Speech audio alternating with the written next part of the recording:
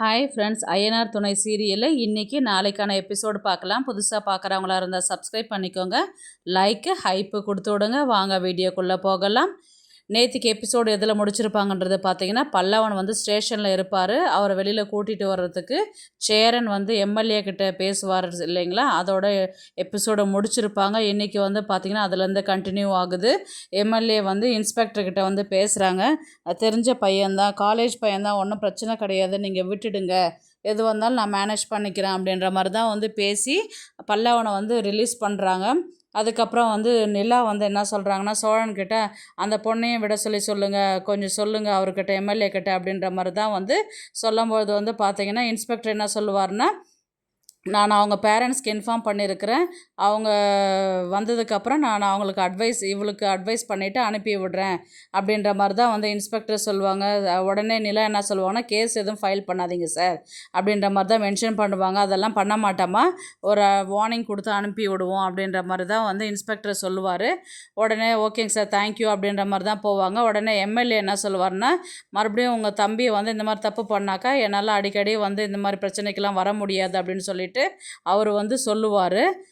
உடனே பல்லவனை கூட்டிகிட்டு வீட்டுக்கு தான் வராங்க. வீட்டுக்கு வந்து பார்த்திங்கன்னா, சேரனுக்கு கோவம் வந்து பயங்கரமாக பல்லவனை போட்டு அடிச்சிடுறாரு. நீ காலேஜுக்கு போகிறிய, வேறு எதுக்கு போகிற, ஆல்ரெடி வந்து அது காலேஜ்லேருந்து வேறு கால் பண்ணியிருந்தாங்க, இவன் வந்து 1 வீக்காக வர காலேஜுக்கே வரல அப்படின்ற மாதிரி வந்து சொன்னாங்க. நான் அதுவே ஷாக் ஆகிட்டு நிற்கும் போது உடனே சோழன் வந்து கால் பண்ணி இந்த மாதிரி ஸ்டேஷனுக்கு போயிருக்கிறான்னு சொன்னோன்னே எனக்கு என்ன பண்ணுறதுன்னே தெரியல. இவன் படிக்கிற பையன் மாதிரியா நடந்துக்கிறான் இவன் அப்படின்ற மாதிரி தான் வந்து சோழனை போட்டு பயங்கரமாக அடிக்கிறாரு. படிக்கிறதுக்கு போறியா, வேறு எதுக்குடா போகிற, நீ ஒரு பொண்ணை கூட்டிகிட்டு போயிட்டு லாட்ஜுக்கு போகிற அளவுக்கு என்னடா உன்னை நான் அப்படியே வளர்த்துருக்குறேன் நான் அப்படின்ற மாதிரி தான் வந்து பயங்கரமாக வந்து திட்டினாரு. காலேஜுக்கு வந்து படிக்க அனுப்பினேன்னா, ஒரு பொண்ணை கூட்டிகிட்டு லாட்ஜுக்கு அனுப்பினேன் நான் அப்படின்ற மாதிரி தான் வந்து சொன்னாங்க. ஒருத்தன் வந்து மெக்கானிக்காக இருக்கிறான், ஒருத்தன் வந்து டிரைவராக இருக்கிறேன், நான் வந்து கட்டிட வேலை பார்க்குறேன். 3 பேருமே படிக்காதனால தான் இந்த மாதிரி இருக்கிறோம்.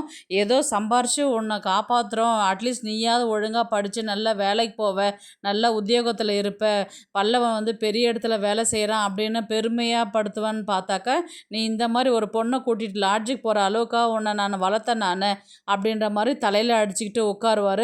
அதுக்கப்புறம் போயிட்டு இவர் பல்லவன் என்ன சொல்லுவார்னா, அண்ணா நான் பேசுறதுக்கு தான் நான் கூட்டிகிட்டு போனேன் அப்படின்ற மாதிரி தான் வந்து பேசும்போது சோழன் வந்து என்ன சொல்லுவார்னா, பேசுறதுக்கு உனக்கு வேறு இடமே கிடைக்கலையா, லாட்ஜு தான் கிடைச்சதா உனக்கு அப்படின்ற மாதிரி தான் வந்து சொல்லுவார். உடனே அவர் என்ன சொல்லுவார்னா, இப்போ நீ உள்ளே போகும்போது நான் பார்த்ததுனால உடனே ஸ்டேஷனுக்கு போனாங்க, கூட்டிகிட்டு வந்தோம். இதே நான் பார்க்கலன்னா என்ன பண்ணியிருப்பேன், கேஸ் போட்டு எஃப்ஐஆர் பண்ணி உள்ளார உன்னை வச்சுருப்பாங்க அப்படின்ற மாதிரி தான் வந்து சோழன் வந்து சொல்லுவார். உடனே வந்து சேரன் என்ன சொல்வார்னா, இப்போ சோழன் சொன்ன மாதிரி இப்போ சோழன் பார்த்ததுனால தான் இவனை நம்ம வெளியில் கூட்டின்னு வந்தோம், இப்போ சோழனே பார்க்கலன்னா இவனுடைய நிலைமை என்ன ஆகுறது, அங்கே போய் பார்க்கும்போது அக்யூஸ்டு கூட உட்கார வச்சுருக்குறாங்கல்ல, காலேஜ் படிக்கிற பையன் இனி இந்த மாதிரி நிலைமையிலே போய் உட்காருவன்றது மறுபடியும் போட்டு அவரை அடிக்கிறாரு சேரன் வந்து பல்லவனை. உடனே வந்து பாண்டியன் கிட்ட தான் இவர் பல்லவன் பேசுகிறார், அப்படிலாம் நான் ஒன்றும் பண்ணலண்ணே அப்படின்னு சொல்லிட்டு சொல்லும்போது பாண்டியனுக்கு கோவம் வந்து அவராது அடித்தார். என்கிட்ட வந்தேன்னா உன்னை நான் சும்மாவே விட மாட்டேன், அதை விட டென்ஷனாக இருக்கிறேன் நான், எங்கிட்டையும் உதவாங்காத அப்படின்ற மாதிரி தான் வந்து பாண்டியனும் வந்து சொல்லுவார்.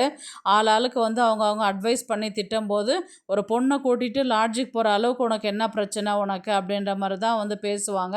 உடனே நிலா கிட்ட தான் வந்து பல்லவன் பேசுவாங்க, அண்ணி நான் அந்த மாதிரிலாம் கூட்டிகிட்டு போகல, பேசுறதுக்கு தான் கூட்டிகிட்டு போனேன் அப்படின்ற மாதிரி வந்து பேசுனதுக்கு நிலா வந்து என்ன சொல்லுவாங்கன்னா, ஒரு பொண்ணை வந்து லாட்ஜுக்கு கூட்டின்னு போகிறது வந்து தப்பான விஷயம், நீ ஒரு ஆம்பளை, நீ அந்த இடத்துலேருந்து அந்த விஷயத்த வந்து அதை ஃபேஸ் பண்ணி அடுத்தது வேலை செய்ய ஆரம்பிச்சிரும். ஆனால் ஒரு பொண்ணு வந்து ஒரு லாட்ஜுக்கு போயிட்டு வரேன்னா, இப்போ அவங்க பேரண்ட்ஸ்க்கு இன்ஃபார்ம் பண்ணியிருக்கிறாங்க, அவங்க பேரண்ட்ஸ் அவளை எப்படி நினைப்பாங்க, அவளை வந்து எப்படி ட்ரீட் பண்ணுவாங்கன்றது கொஞ்சமாவது யோசிச்சு பார்த்தியா, நாளைக்கு அவள் வெளியில் வந்தான்னா அவள் பேர் எப்படி கெட்டு போகன்றதை நீ யோசிச்சு பார்த்தியா, அட்லீஸ்ட் நீ அவள் இடத்துல யோசிச்சு பார்த்துருந்தா ஒரு பொண்ணை கூட்டிகிட்டு நீ லாட்ஜுக்கு போயிருக்க மாட்ட, நீ பேசலையோ நீ செஞ்சது தப்பு தானே, அது ஏன் நீ வந்து அது ரியலைஸ் பண்ண மாட்டேங்கிற நீ அப்படின்ற மாதிரி தான் வந்து நிலா வந்து பல்லவனை பார்த்து கேட்பாங்க.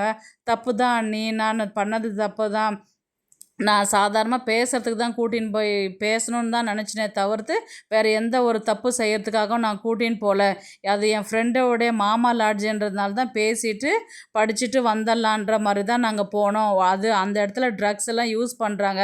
அந்த நேரத்தில் போலீஸ் ரைடு வந்ததுனால தானே நான் அங்கே போனேன்றது உங்களுக்கு தெரியும் அப்படின்ற மாதிரி வந்து கேட்டதுக்கு உடனே பாண்டியன் என்ன சொல்லுவார்னா, ஓ இப்போ இப்போ இந்த வாட்டி விட்டுட்டா அடுத்த வாட்டி ரெகுலராக கூட்டின்னு போயிருப்ப, இப்போ நான் லாட்ஜுக்கு ஏன் போனேன் அப்படின்ற மாதிரி கண்டுபிடிச்சதுனால இந்த வார்த்தையை நீ சொல்கிறியா அப்படின்ற மாதிரி வந்து பாண்டியன் வந்து கேட்டதுக்கு பல்லவன் என்ன சொல்லுவார்னா, அப்படிலாம் இல்லைங்கன்னா இப்போது நான் வந்து பேசுறதுக்கு தான் போனேன். அதுக்கு உடனே நடேசனுக்கு கோவம் வந்து கத்த ஆரம்பிச்சிருவார்.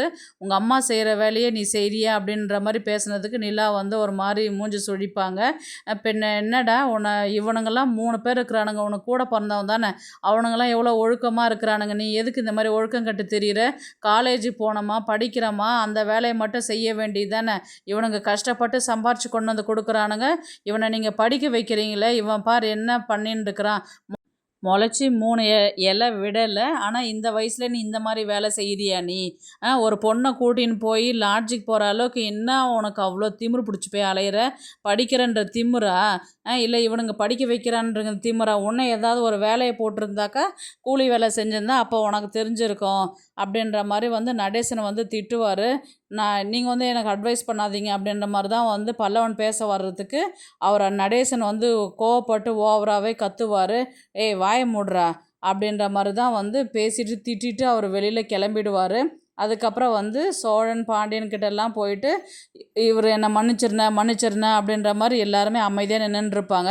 நிலா வந்து உடனே என்ன சொல்லுவாங்கன்னா, ஏன்னா எல்லாருமே அவனை திட்டின்னு இருக்கிறீங்க, அவன் பண்ணது தப்பு தான், இனி நான் அந்த மாதிரி செய்ய மாட்டேன்னு நீ சொல்லு பல்லவா அப்படின்ற மாதிரி வந்து அவரை கூட்டின்னு வந்து உட்கார வச்சு எல்லாருக்கிட்டையுமே சொல்லுவாங்க. அதுக்கப்புறம் இவங்க யாருமே அதை அக்செப்ட் பண்ணிக்கவே மாட்டாங்க. ஆனால் நீ இந்த மாதிரி செய்கிறது வந்து இது ஃபஸ்ட் அண்ட் லாஸ்ட்டாக வச்சுக்கோ அப்படின்ற மாதிரி, நான் இனி தப்பு பண்ண மாட்டேன்னு எல்லாருக்கிட்டையும் இன்ஃபார்ம் பண்ணு அப்படின்னு நிலா சொல்ல சொல்கிறாங்க.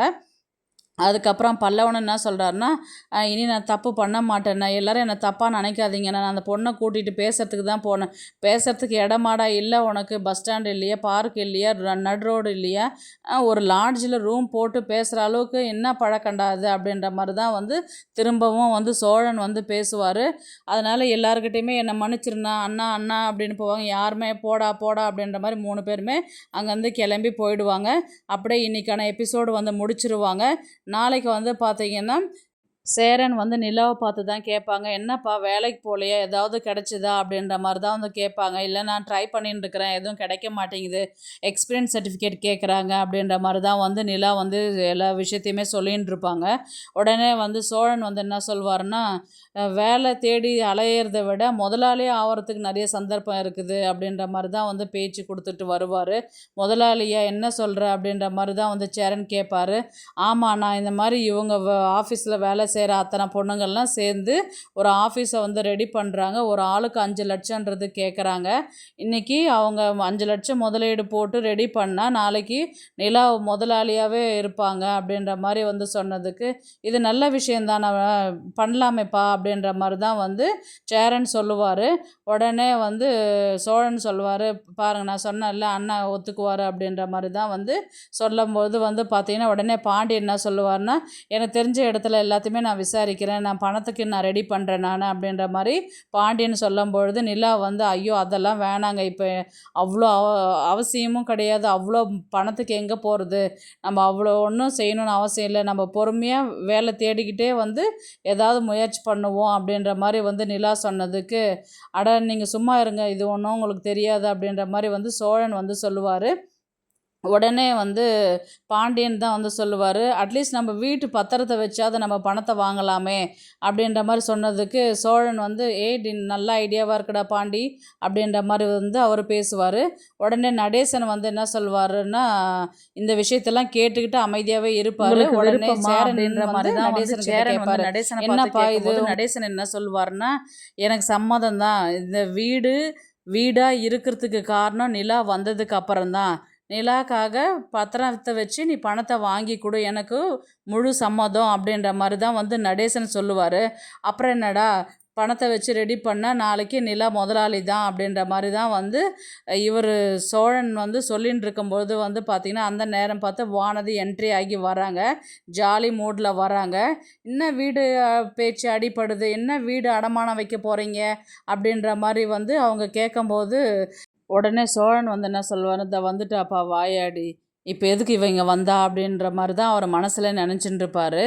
அதுக்கப்புறம் வந்து பார்த்திங்கன்னா நடந்த விஷயத்த வந்து பாண்டியன் வந்து எக்ஸ்பிளைன் பண்ணுவார். அது எப்படி வீட்டை விற்பீங்க ஒரு ஆளுக்காக, எப்போ பார்த்தாலும் உங்கள் அன்னைக்குன்னா எதுனாலும் முழுசாக எதையுமே யோசிக்கவே மாட்டிங்களா, வீட்டு பத்திரமாகட்டும் அப்படியே எடுத்து கொடுத்துருவீங்களா அப்படின்ற மாதிரி தான் வந்து கேட்பாங்க. எல்லாருமே வந்து ஒரு அதிர்ச்சியில் நிற்பாங்க. உடனே வந்து பார்த்திங்கன்னா நடேசன் வந்து சொல்லுவார், அது ஏன் இஷ்டம், நீ ஒன்றும் இங்கே கல்யாணம் பண்ணிக்கிட்டுலாம் வரல இல்லை, என் மருமவளுக்கு நானும் ஏதாவது செய்கிறேன், அது உனக்கு என்ன பிரச்சனை, எங்கள் வீட்டு விஷயத்தில் நீ எதுக்கு தேவையில்லாத வந்து மூக்கு நுழைக்கிற நீ அப்படின்ற மாதிரி தான் வந்து நடேசன் வந்து வானதியை பார்த்து கேட்பாரு. எப்போ பார்த்தாலும் அவங்களுக்கே செய்கிறீங்க, அப்போ நான் இந்த வீட்டு மருமக இல்லையா, என்ன பாண்டி இப்போ உங்கள் அப்பா இப்படி பேசுகிறாரு அப்படின்ற மாதிரி தான் வந்து வானதி வந்து கேட்பாங்க. அதெல்லாம் ஒன்றும் இல்லை வானதி, நீ அமைதியாக இரு அப்படின்ற மாதிரி தான் வந்து சொல்லுவாங்க. இப்போது அவங்களுக்கு மட்டுமே எல்லாத்தையுமே உழுந்தடிச்சுன்னு செய்கிறீங்க, அப்போ நான் வந்து இந்த வீட்டுக்கு வந்தால் எனக்கு எதுவுமே கிடைக்காது போல் இந்த வீட்டில் அப்படின்ற மாதிரி தான் வந்து பேசுவாங்க. அப்படியே வந்து பார்த்திங்கன்னா எல்லாரும் ஒரு ரியாக்ஷன் கொடுக்குவாங்க. எபிசோடை வந்து முடிப்பாங்க. பார்க்கலாம் கதையை வந்து எப்படி எடுத்துகிட்டு போகிறாங்கன்றது. இந்த வீடியோ உங்களுக்கு பிடிச்சிருந்தா ப்ளீஸ் லைக் பண்ணுங்கள், ஷேர் பண்ணுங்கள், சப்ஸ்கிரைப் பண்ணுங்கள். தேங்க்ஸ் ஃபார் வாட்சிங்.